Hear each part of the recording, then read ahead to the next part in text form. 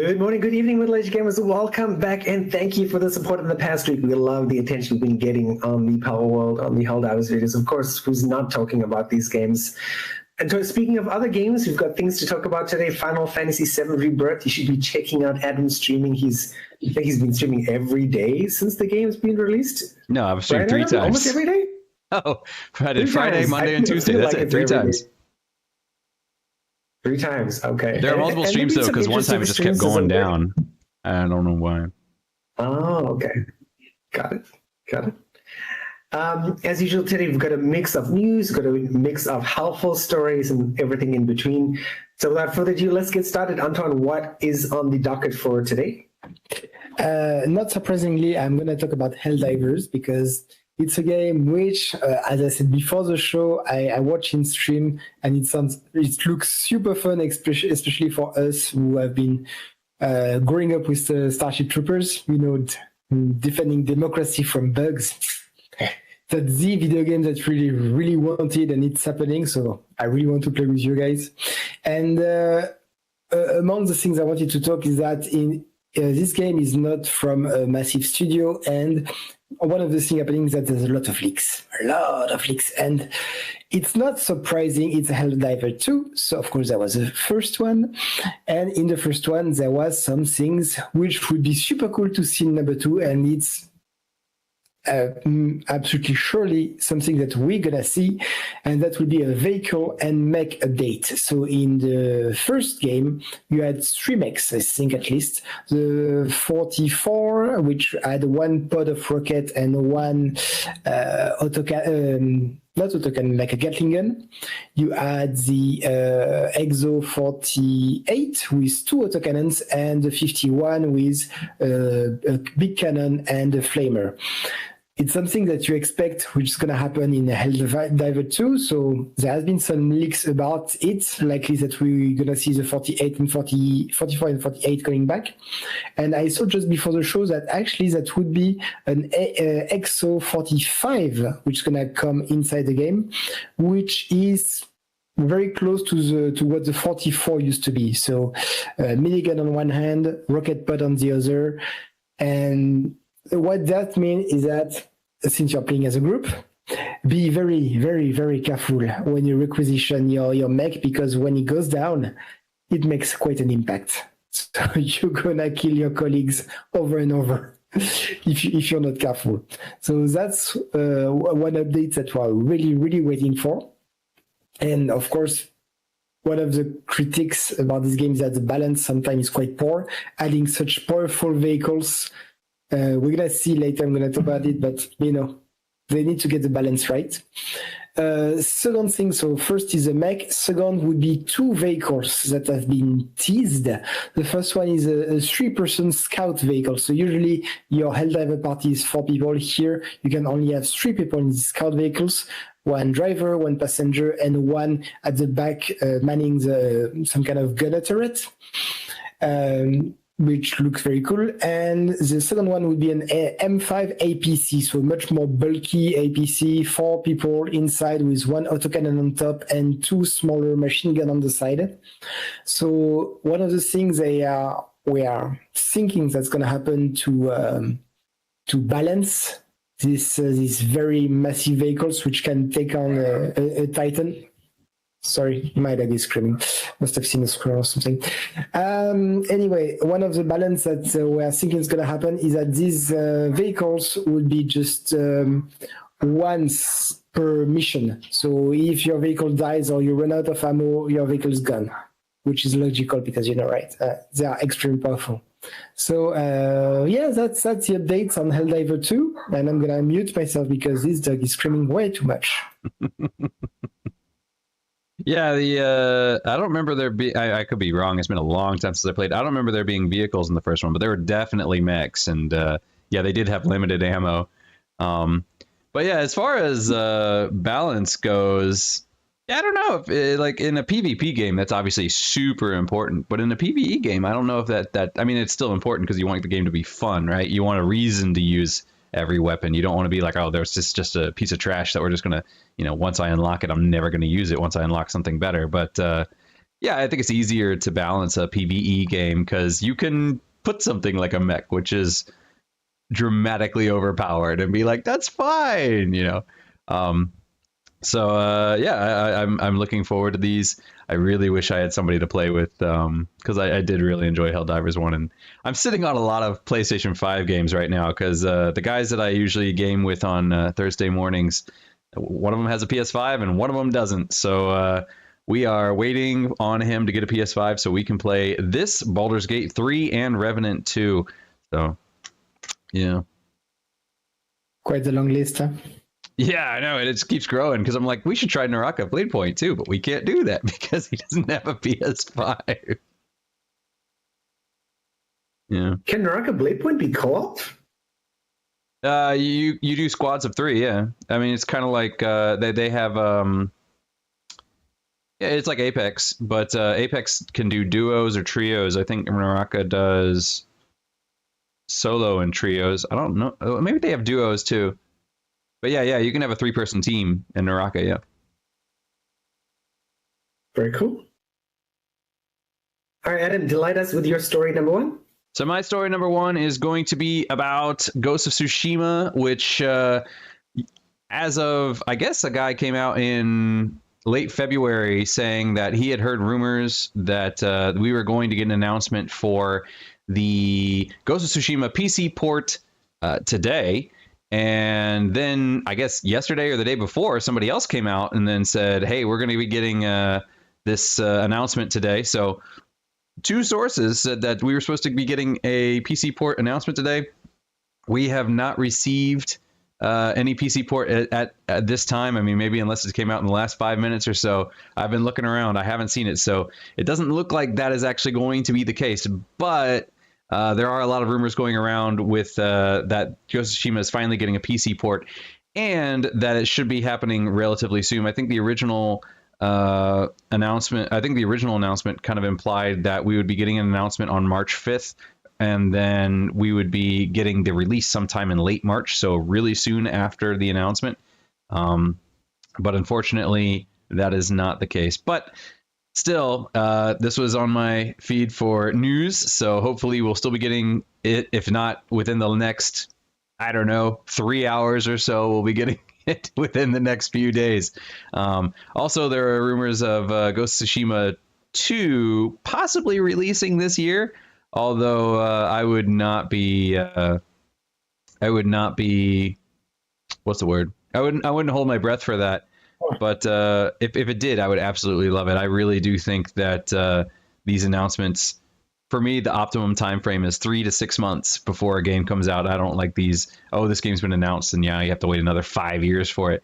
I mean, it's one thing to say, yeah, we're working on it, but to like really start giving details and then having to draw that out, and give it, you know, tell me 6 months or so and then be like, all right, give me time to get hyped. Kind of like Dragon's Dogma 2 did. So yeah, hopefully we will be getting that soon, though, because everybody needs to play Ghost of Tsushima.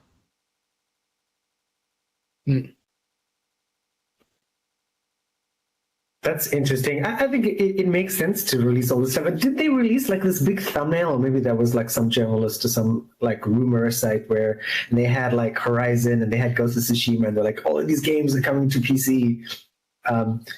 And it just makes business sense, right? In 2024, all these companies like, we got to show our investors we're making money.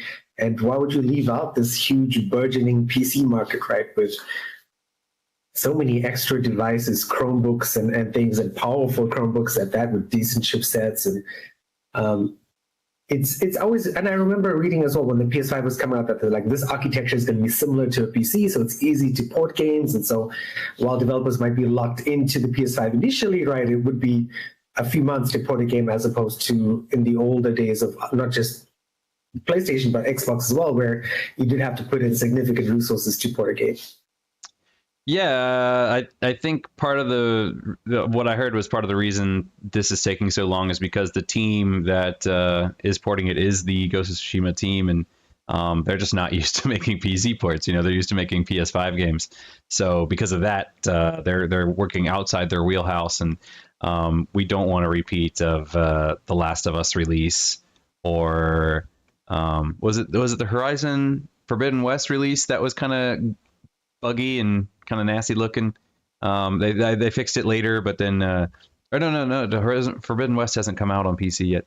But yeah, the PlayStation does kind of have a reputation of these PC ports not coming out as pretty as they should be, and then later on getting patched. But I think maybe the team here is like, no, we want this game to release in a good state. We don't want another one of these I can release on PC in a terrible state kind of stories. So yeah, I think that's probably part of the reason why they haven't announced it yet. I mean, I would be very surprised if they never release this on PC. Or maybe they are just waiting for the announcement of Ghost of Tsushima 2 to release number 1 on the port so that people get excited. Yeah, that's a possibility too, where they can kind of do a double whammy and they announce Ghost of Tsushima 2 and they announce the original Ghost of Tsushima on PC, and the PC players would play in the hopes that PC players would play the first one, love it, and then be like, oh god, I want to play the second one, but I don't want to have to wait for it. I better get myself a PlayStation 5. That is a marketing strategy that is very possible. On such a good game as well, yeah. Yeah.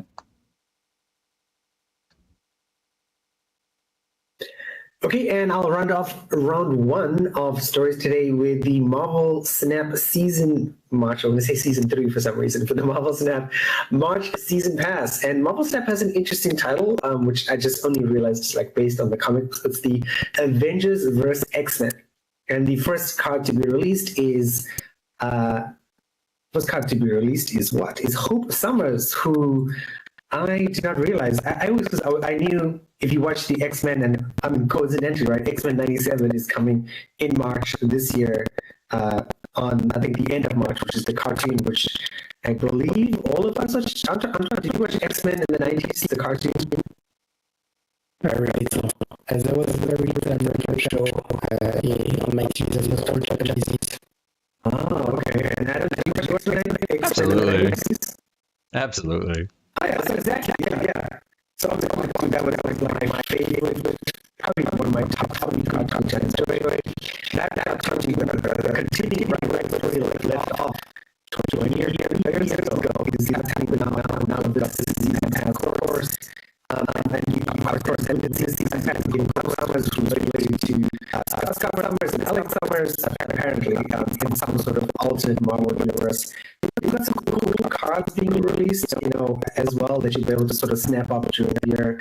But I mean, let's talk about the main card. The main card is Hope Summers, right? And he does the thing which a lot of card games do, which is like energy ramp. So when you're on this turn, you can play bigger cards than you're allowed to play, right? Which is sort of like a strategy that most card games have. I don't know about Pokemon because I never played it, but I'm sure you guys could tell me about that. But yeah, so as usual, right, Snap Season Pass is $9.99. You can pay $15 for the premium, which gives you an extra 10 levels, which is, I bought it once since I started playing Marvel Snap, but it's useless because if you play 10 minutes a day, you don't need the premium. You just pay the $9.99. You get your Hope Summers card. You get a whole bunch of rewards. And I ended up last season at level 60 at 100. And that's enough because you only get you can see these special rewards up to level 50. And after level 50 is just a random, not really great rewards. So it's you need to get level 1 to level 50, and most middle-aged gamers will get that. But lots of really cool cards, so lots of things are going to be changed this season as well. So please keep an eye on it. Yeah, if you're asking about Pokemon, I mean, Pokemon, like I said last week, is probably one of the simplest card games. Basically, you can play a card at any time, but the way it works is you would put your Pokemon card down, and Pokemon have energy. Their attacks have energy on them, and then you would have to play an energy card on that Pokemon, and then once you have the energy requirements on that Pokemon, you can use that ability every turn. And then there might be some special conditions, like really powerful attacks might burn an energy off, so then you'd have to put a new one down. But yeah, in Pokemon, you could play anything at any time, basically. Oh, cool. Okay, round 2, Antoine, lead us off. I'll keep going on the Helldiver. But another news which is more like business-like, as you know, Elgato has been making some Stream Deck, which was extremely popular when Twitch was a brand new platform and everybody was streaming on it. And as you know, now it's not as, I mean, it's still very popular, of course, but the business is slowing down and Twitch is not making any money, as we reminded ourselves a couple of weeks ago. So they're trying to find some new marketing way to sell their product. And with Helldivers, they might have found the right combination, because in Helldiver, you need support from your spaceship, right? You drop from your spaceship on the ground and you need support, and these supports are called stratagems. So you have all sorts of stratagem. You have the mission one, which is resupply. You have some defensive one. You get down some mortar sentries, some shield generators, some mines, stuff like this. You have backpacks with secondary weapons, orbital strike, etc., etc., etc. That's quite a lot. And what's the easiest way to call in these stratagems, these support abilities, but with an Elgato Stream Deck? You can configure all of your stratagem on the Stream Deck. I don't know, Adam, if you put the X, but basically Elgato put an X, previously Twitter, with a little video showing how to use them with an Elgato. It's extremely easy, and apparently it's getting more and more used by players. And more noise coming from upstairs. What the hell is going on today? Sorry about this. So basically, yeah, that's it from for this second story. Just Elgato having a good nose about this business, and I hope it's gonna work well for them. Yeah, I don't think I've seen some of the discussion on this, and some people will say like, "Oh, this is cheating." I don't think it's cheating, and in a certain sense, I don't think it really matters, because it's not a PvP game. But for me, it's one of those things where, like, part of the fun is the stratagem. So I feel like if you're cheating anything, you're cheating yourself of the fun. But I do understand that there are people with, especially people that have like what do they call it, like neurodegenerative issues or something like that, and that they can't quite, or arthritic problems, and you're trying to get in the stratagems really fast because you have to like type them in like up down left up down left up down, yeah. So in that case, I can understand where there might be some people that in order to get through the game in a reasonable way, you might need some kind of macro or something like that. But I would recommend that if you don't need if you're not having pain or you're not having a problem with the stratagems and that sort of reasoning, just do them yourself. It's a lot more fun. I mean, part of the appeal of Helldivers is kind of the silliness of it, and like the chaos and the madness, and screwing up your stratagems in the heat of battle is part of that. It's kind of like that's part of the appeal, I think, and on a certain level. So yeah, but yeah, again, I don't think it's cheating. If you want to do it that way, go ahead, Yeah, I mean, I think we might have talked about this before. Like, I think when I played Helldivers 1 on Steam with my Taiwanese friend Hans and his brother, like, they really didn't like that aspect. Like, the aspect that you described as fun, Adam, they didn't like it at all. Like, and it was one of the games where I'm like, let's play this game. And I'm like, this is fun. I was enjoying it. It makes me think that Helldivers might just be a Western franchise. It might. I would even bet that 90% of people who are playing Helldivers across the world are probably Western people. I would imagine Asian people are not playing Helldivers because it is too irritating, too frustrating, it doesn't bond well with Asian culture, I feel, or like making the best use of your time, because yeah, that frustration and stuff, I remember bad things being said in Taiwanese when, the stratagems didn't work out in Helldivers 1, and we ended up playing like 4 hours, and then they were like, "Oh, can we play something else?" I'm like, "Yeah, sure, whatever." But yeah, I think it's fun for certain kinds of people, but I feel like it's not a kind of game which makes you think like, okay, we're playing for an hour today after we finished work at 9 p.m. working overtime at big semiconductor manufacturing company in Taiwan, and we just don't want to die and get killed by our friends and stuff, and waste our precious gaming time. Yeah, no, I think that's true. This is not. I don't think this is the kind of game that you play for, like the Power Fantasy, or you play it because you're like, oh, I want to unwind and I want to feel in control.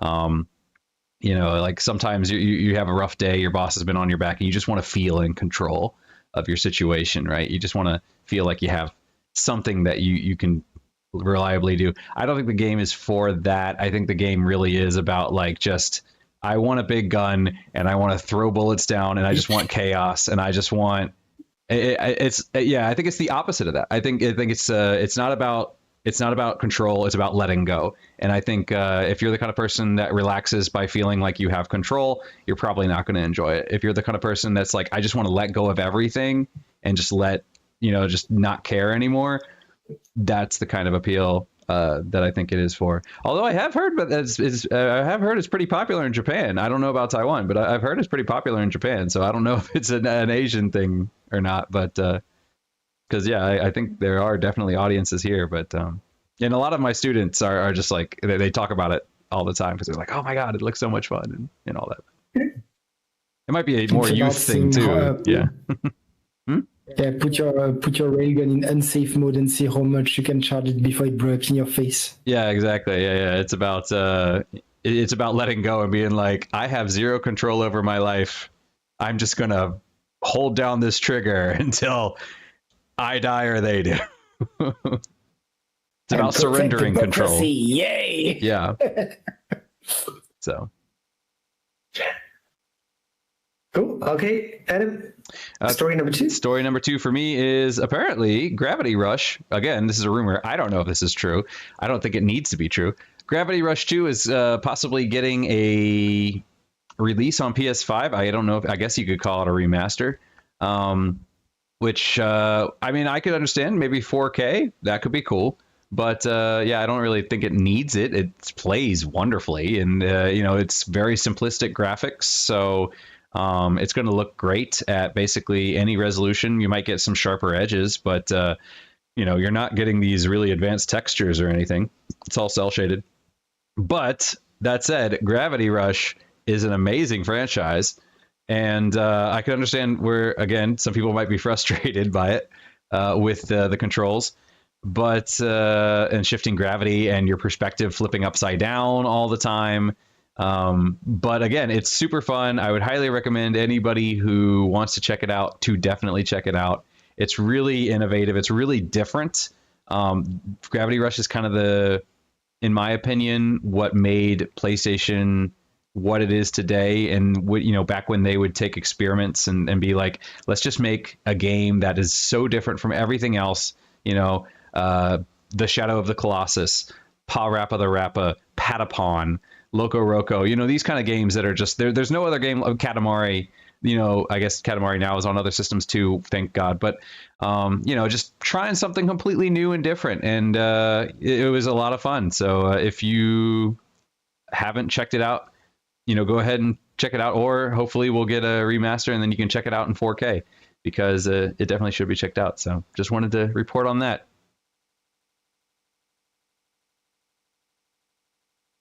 I mean, I'm totally down for new ideas. I was watching, I guess a lot of AI stuff, right, where people are looking up, for AI game ideas, and a guy got some ideas from ChatGPT, and he had paid different designers to make this game at different price points, and it came up with some really innovative gameplay ideas. And it just made me realize there's a lot of games like Katamari, which is still on my list to try again a second time after I hated it the first time. But I'm really surprised by like ideas, and I played a game that Antoine played earlier last year, Atelier Riser. Like Americanizing a word, I guess. Atelier Riser. Atelier Riser. Lisa. Lisa. That was the part you got wrong. Liza. I just call it Liza. It's Riza, but I think the R is kind of an L in Japan. So anyway.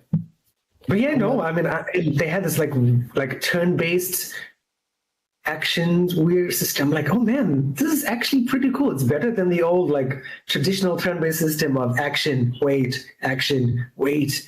And I'm like, I've never seen this before, and I like it. And even with all the storytelling and stuff, and you guys know I hate stories. Story is actually not too bad. So it's to me that was new for me. I've had those games on my wish list for so long. With this game. Okay, and on that disagreeable note, so we've got a hardware story today, and I don't know why this inspired me. I guess because I did see this on YouTube that you guys were searching for how to install blah blah blah as a YouTube short. So one of the things that I, after I got building my first computer at 12, I had a problem with this. I bought an NVMe SSD for the first time of quite a few years ago. And it was like, okay, I got this thing, right? And I was familiar with an SSD probably being about the same size as this thing over here, right? A little bit shorter, squarish. I'm like, okay, this is different from your typical 3.25-inch hard drive, right? Those big hard drives that if you smack someone in the head, you go to jail for murder, right? A typical, like a newer SSD was the thing we just got, right? It was really light. You could actually not even screw it into some part of your case, and you could let it float around, which would be fine. These things are even smaller. They're exposed. You can see the actual NAND flash on the NVMe SSDs. So you're a computer guy. You're like, okay, I need to expand my hard drive. You see the amazing deals in NVMe SSDs. You're like, okay, you got it. Like, oh my God, where the hell do I put this in? You open up your case, right? And you're like, okay, where is this place? And it's just this tiny port, right? Adam has a video that I found online. It is literally the size of as a teacher, right? Students always use these really short pencils. The size of a really small pencil. You'll find it there. You clip it in, and when you clip it in, right, just like the video says, it'll come at an angle like, And you're like, man, this can't work like that. And you're right. Do not leave your NVMe SSD at a 32-degree angle where it looks like it's going to snap off, because it will. And you will cry and be angry. Don't. So, as the video suggests, right, you're going to push it down, right, again, with not too much force. And there'll usually be a screw slot. There's different variations of this with like a screw or a little plastic bolt that you can loosen and then tighten up again. And you want to secure it in that way.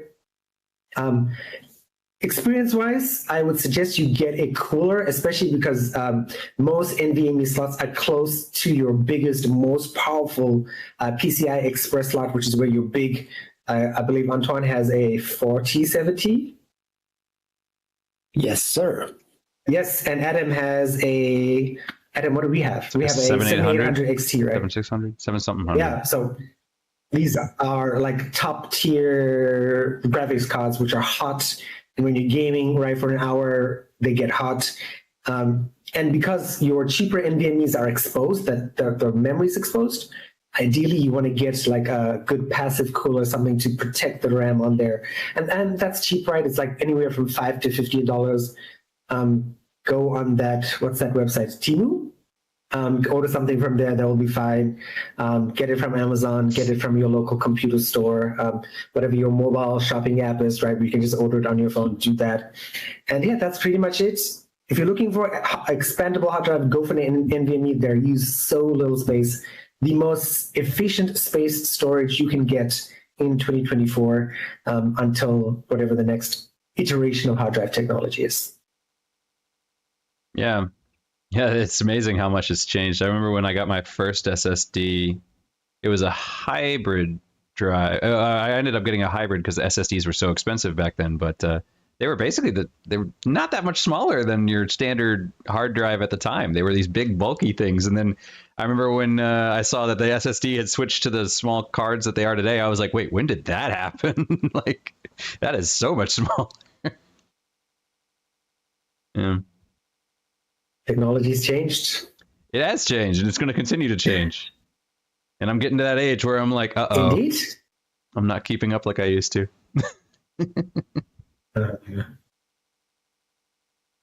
Indeed. All right, Antoine, final story for today.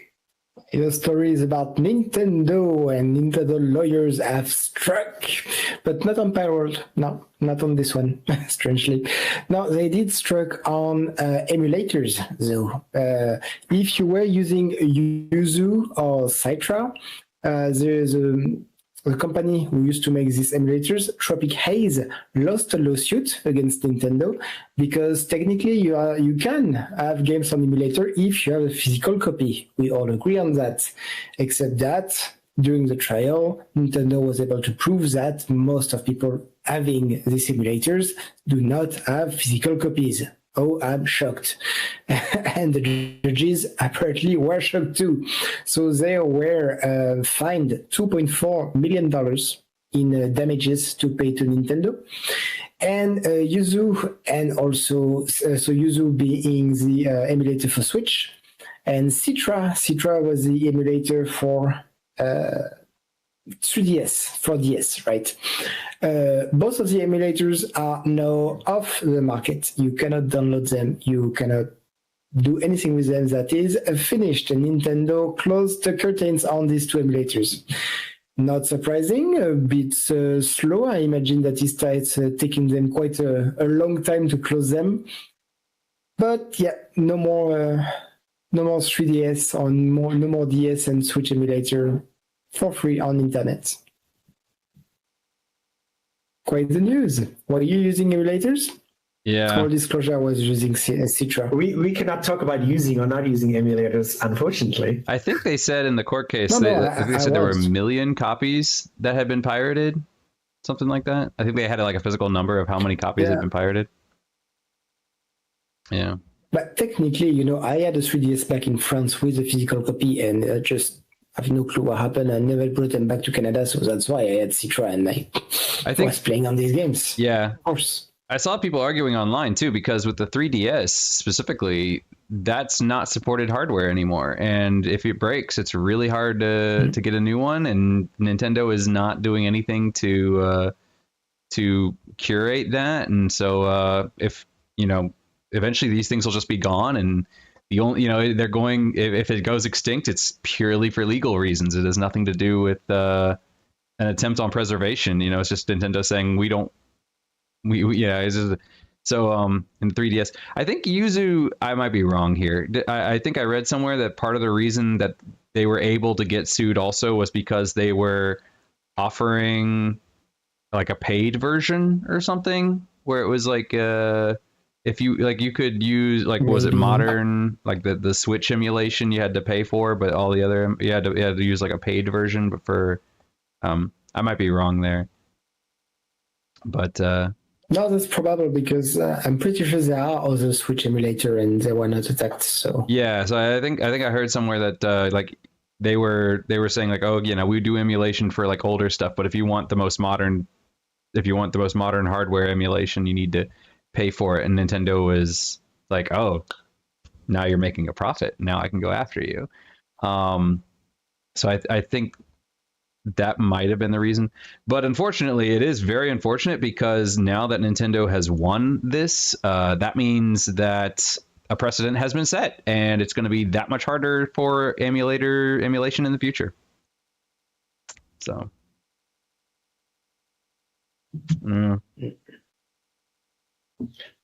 I think like immediately after the headline, they were like, yeah, and then other solutions popped up. But this is just sort of like firing a shot off somebody's port button and say, hey, you do have to take this into account. I mean, you guys must have seen that guy's name, Doug Bowser, right? One of the guys who was sued last year, and man, the BBC, not the BBC, the Guardian, went to his house and interviewed him, and he was really he was in tears during the interview, right? And he was like, my life's like really messed up right now, and that's really because of Nintendo. And he regrets what he did, of course, but he's just like, yeah, unemployable, right? Felony on his criminal record, and now he's 50 something. What is he going to do for the rest of his life? So I think it's unfortunate. I think if you are getting into the emulation game, this is not like in the 90s where there was the scene and hacking and meetups in Amsterdam somewhere, and you could upload and download things, and piracy and Napster. Like, it is if you are pirating now, if you are doing things like that, if you are emulating, if you are buying emulated things, and there's a significant risk that does form into that, right? Like if you go to various sites, like, hey, by the way, your ISP is logging your IP, and they know that you downloaded this torrent, you downloaded this file from Usenet, or you used back in the days, right, when people were using file lockers to download stuff, and all of that is tracking has become even more pervasive in society, and it's just honestly like it's not worth it, because getting convicted, getting a fine, getting something on your criminal record can mess up future chances of employment. And then like Nintendo knows, right? I think Nintendo knows that like, yeah, they can't destroy all the emulators, but what they can do is scare the living daylights out of somebody so that they don't do it. And that's all they needed to do, right? Is spend a few $1 million, because it was pretty costly, right, to hire expensive law firms, throw some people or shut down the site, throw some people in jail or shut it down, and then that'll save them some time. Another few years later, sue another person, and that's how you sort of keep things in check. Yeah. Yeah, to think that a big company can go after you like that is kind of terrifying. I mean, if a company was like sued me for $2 million, I don't have $2 million. I'd be paying that. Like, oh my God, that's geez, that would be 10 times the cost of my house, right? I'd have to sell my house, and then I'd have to sell 10 more of my houses. Like, where would I live? How would you afford food? Like, you're just, so much of your income would go to paying off this debt for so many years. It's just, ugh. No, at this stage, you just go bankrupt. Yeah. You have no choice. You just go bankrupt, erase all of your debts, and your credit is gonna be okay. bad for quite a few years. I don't have credit anyway. I don't use a credit card. That's a non-issue for me. Clear bankruptcy for this kind of stuff, because like the Doug Bowser guy, he couldn't declare bankruptcy. Like, I'm not sure, but in this case, it's against a company, and they are doing free emulator. How do they have $2.4 million on their account, right? I mean, the company's gonna shut down. That's all that's gonna happen. Yeah, that's interesting. Maybe as a company perspective, Antoine, you're right. Like, you can declare bankruptcy, but as an individual in a criminal case, maybe bankruptcy is not an option. I don't know. Probably I'm not legal enough to know that. Yeah. Like, God, that was we should a lawyer on the show. Yeah, exactly. We should invite a lawyer just for. Yeah, exactly. And yeah, Nintendo doesn't need that money. They don't care. So they could even just say like, well, we'll take whatever you have, ruin you, and then fine, be on your way. But they're like, no, we just want to ruin you. We don't need $2 million to us is nothing, but I just really want to make you suffer for it. It's kind of sadistic. All right, and are we at me or are we at Adam? I think we're at forgot whose story that was. Antoine's. Yeah, that was Antoine's number 3. Okay. All right. So Antoine said 2 Helldivers. I'm going to do a Helldivers too. So this one's a little bit different though. Apparently on Steam, please be careful, because there have been people posting games, or quote unquote games, and they've been using pictures and assets and those sort of things from Helldivers and Pal World. So there are a lot of people on Steam that are preying on the success of other games, and what they'll do is they'll say like, oh, this game is on sale, Helldivers 2 is on sale, buy it here. But it's not Helldivers, it's actually their game, and it's something completely different. So do be careful on Steam. If you are going to buy a game and you see like something like Helldivers or Pal World or some really popular Dragon's Dogma in the next few months, if you see something like that and it's on sale very soon after it comes out, do double check, make sure that all the information, it's made by Arrowhead, it's published by Sony Entertainment and that sort of thing, because yeah, there are definitely a lot of con artists out there, and I just wanted to warn people about that. So be careful. On Steam, you can get refunded though. So you can get refunded. Yes, definitely. Yeah. But again, people probably, if you're adding something to your backlog and you're just kind of like half paying attention to it, like I did when I got Tomb Raider for the PS3, and it turned out to be the Korean version because I wasn't paying that much attention and I got the wrong language version. That was on me. The Elden Ring thing, that is on Bandai Namco, and I am still angry about it. But But the Tomb Raider thing 100% was my fault. So I'll take that one. But yeah, I think the idea is that, these companies could in theory just make these games. People are buying them. Some people are getting refunds, and people who are paying attention. Other people that are kind of like adding it to their backlog, they don't double check it right away, and then I'm sure these people probably, I don't know, delist themselves from Steam or whatever, and then Steam will refund you. But those guys took their money and they ran. So be careful of cons. That's True. it. And even the refund. Have you guys actually looked on Steam to see where the refund function is? It is not easy. And I mean that's in purpose, like any business, right? Like on Amazon, getting a refund is not easy. So you really this is a really, really good story, because it's not just about Helldivers. I've seen this popping up probably in the last few years, and like you all say, just get a refund, right? And it's not easy, right? Like you have to look for the button, and at some point, right, if you're if you're a busy person, there's loads of stuff in the last 10 years. I'm like, screw it, I don't care about this. I just throw it away. If it's a physical thing or put it in a box, I'll give it away to somebody. Or if it's a digital thing, I'm like, okay, well, fantastic. And I'll never touch you ever again until I die. That's just it. Yeah. All right. Today's final story for today is Delta Force Hawk Ops. So again, if you're a middle-aged gamer, if you're a kid of the 90s, this is a game which was released by Novalogic. Delta Force 1, 2, and 3, and Delta Force Black Hawk Down. And there might have been 4, but this was the game that in the 90s where there were all these American military shows. And yes, I'm going to go pro-America here, because that was what made me move to America in days. There's all these TV shows and The Simpsons. So I'm going to go to America and be like The Simpsons and CSI and all that sort of stuff. Which would be like CSI. Cool show you played as a Delta. Well, to be like a detective in downtown New York, and okay, but like people die every episode. I know, but it was just like so like picturesque, and to grab like a New York hot dog and talk in that like accent which I can't talk at all. It was like. It was so different from growing up near the Indian Ocean in Africa, okay? All right, fair enough. Different. Delta Force. You play as a Delta Force soldier. So this game, the last game was in the early 2000s when I just moved to the States, and people loved this game. It was a game where you were a Delta Force soldier, which is the Special Forces, one of the branches of Special Forces in America. And you went around and you did missions, and you had different guns. And this is where, as a kid who never got exposed to anything beyond an AK-47, and maybe some other things as well, right? You get to experience what's an M16 and what's a PSG-1 and all these guns that later on the Counter-Strike generation became exposed to. And finally, they're remaking it, or somebody bought the license from Novalogic, and they're going to make it. It's a Chinese company, I believe, which is the unfortunate part.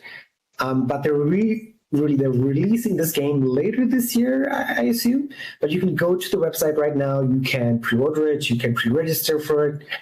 And it's going to be, unfortunately, the bulk of this game is going to be multiplayer. It's going to be sort of like Battlefield 5 almost, in terms of, go kill everybody. It's going to be a little bit like Rainbow Six Siege. It's going to have 3 different modes, and the part for the typical middle-aged gamer is it's going to have single-player content, right? I don't think it's going to be a massive amount of single-player content, but there's going to be single-player content there. And I'm excited because it looks beautiful. It looks like something made in an Unreal Engine 4, just slightly touching an Unreal Engine 5. Go around, do missions. It's going to be exciting. Explosions, guns, action. It's all the things I wanted in the game. Like I started playing Radionaut recently, and that is intense and fun. That is super serious, though, in a sense. So I'm hoping this is going to be a little bit more relaxed. Like the old Delta Force games were pretty relaxed, and they were not too difficult. I was in my teens, though, so maybe like 30 years later they will be difficult now. But yeah, I'm excited. This is a game I will most likely pre-order once I get a little bit more impressions. I want to see how much single-player content there is, And if there's like a decent amount, because one of the modes, out of the 3 modes, one of the modes has AI bots in it. And if that is also decent, then yeah, this will be guaranteed pre-order and pre-register, of course. Maybe even before Space Marine 2, because I have a bad feeling Space Marine 2 is still not going to come out until like the end of 2024, unfortunately. I would not have. You mentioned that this game is made by a Chinese company, and it's just suddenly it became glaringly obvious to me when I suddenly was like, wait, that guy's head exploded into green mist instead of red mist. And then I'm watching through the trailer and I'm like, wait, it's always green mist. The blood is green in this game. And then I'm like, oh, yeah, it's all coming together. Yeah, like I saw this headline like earlier, middle of 2023. I'm like, oh my God. And then I saw this company based in Beijing or Shanghai, China. I'm like, oh, son of a. Yeah, they have the censorship of blood. You can't show it, so they always have to change the color. Usually they use white, I think, but white. Yeah. But here it's here. Yeah, I was like, the guy exploded into like toxic gas. What is happening? And then I was like, wait, they're always doing that. Oh, it's the censorship thing of blood. Which I wouldn't have noticed it if you hadn't told me it's a Chinese company. I would have just been like, that's odd. But then, yeah, when you told me it's Chinese, I was like, wait, let me double check this. And I'm like, yep, every single time. It looks fine, though. It looks fine. All right, Adam, time for you to give us your 60-second Final Fantasy VII Rebirth short. 60 seconds. Oof. Okay, let's see if I can do it real quick. All right, so I've been playing Final Fantasy VII Rebirth, and I'm really enjoying it. Music is absolutely fantastic. The story is pretty close to the original, actually. There are some minor changes. And I would say a lot of them feel unnecessary, that you're just like adding information that it's like it kind of changes the story in the world. For example, in the original one, we always knew that Shinra had a war with Wutai, and that was a thing. Now in the new one, they're like, well, actually Junin was its own country prior to the events of that. So, you know, Shinra conquered Junin, and it's kind of like, well, you know, that's interesting, but why did you change it? It doesn't. I don't know. It doesn't seem necessary. A lot of changes are like that. They just feel completely unnecessary. But my only real problems with it so far are, like I said, some of those changes, they're really minor. They don't really matter. So it's kind of like, why did you even bother? You could have just left it the way it was. Other things are, they are changing a lot of the kind of way we meet certain characters, and that changes their motivations quite a bit. And again, it's one of those things where like it didn't need to be changed. You could have done it the old way. I don't know. It just seemed like you were changing it for the sake of changing it. But my biggest problem currently right now is I feel like it's doing the Star Wars thing where like suddenly everything has to be interconnected. Everybody has to have a connection to somebody else. One of the appeals of the original one was you go through the world, you know, you start in Midgar, Cloud meets his childhood friend. That's why he joins Avalanche. But then he meets Aerith by coincidence, right? You meet Red 13 by coincidence. You go through later on, you meet Sid by circumstance, right? You're just going through this world and you're meeting people and you're slowly growing your team. Now they're kind of doing the Star Wars thing where like everybody has an interconnected past. It's like, oh, this person knew this person's father, or this person is secretly used to work with this other guy. You know, these two characters used to work together, you know. And I think that just kind of, to me, makes the world feel smaller, you know, when everybody's connected. It just makes it feel like instead of a vast world of people meeting, it feels like a small town of people meeting again. So that's kind of my one complaint with it so far. Is that 60 seconds? Very cool. And that is going to make for some awesome content. I mean, there's multiple segments in there. I'd even cut that down to 230s or 320s for some things that you said. Oh, yeah. So great. Gentlemen, final words. Antoine, final words, since Adam gave his final Fantasy 7 words, I guess. And it's better than 16. Very quick then. I'll say that. Because we were talking earlier that, we don't really want to talk about rumors of game happening in 5 years, but Respawn, the guys who make Titanfall, had a Star Wars game FPS in the works, which has been cancelled. So what you do with a cancelled game, if you don't want to, completely lose the assets and all, you recycle it. And they are working apparently on a Titanfall themed game. It's not Titanfall 3, unfortunately, but it happens in the world of Titanfall, of course, because it's space opera. They checked what kind of space opera license they have. Titanfall, perfect. It's a well-loved license, but it didn't sell enough. So let's make a brand newish IP with recycled content from Star Wars. So let's see what's going to happen. It's not starting from scratch because we know it's coming from a console game, but it's not happening anytime soon. Of course, it's still at the stage of a rumor. It can still be cancelled in the future. Let's hope not, because I love space opera. I love Titanfall. That would make for a great game. And we'll see what happens. But that's 60 seconds rumor of the day. Yeah. Yeah, I'm sure you'd have to change the art assets, but more like the programming and the gameplay, I'm sure you can maintain. So I'm really curious to see what it is. Mm-hmm. All right, fantastic. On that note, everyone who joins us on Instagram, Facebook, YouTube, Threads, thank you very much for tuning in. We appreciate it. We appreciate the support. We appreciate the, oh my God, like 5,000 likes Adam's gotten on Instagram. It's just like, not even on Instagram. I was just looking at it today.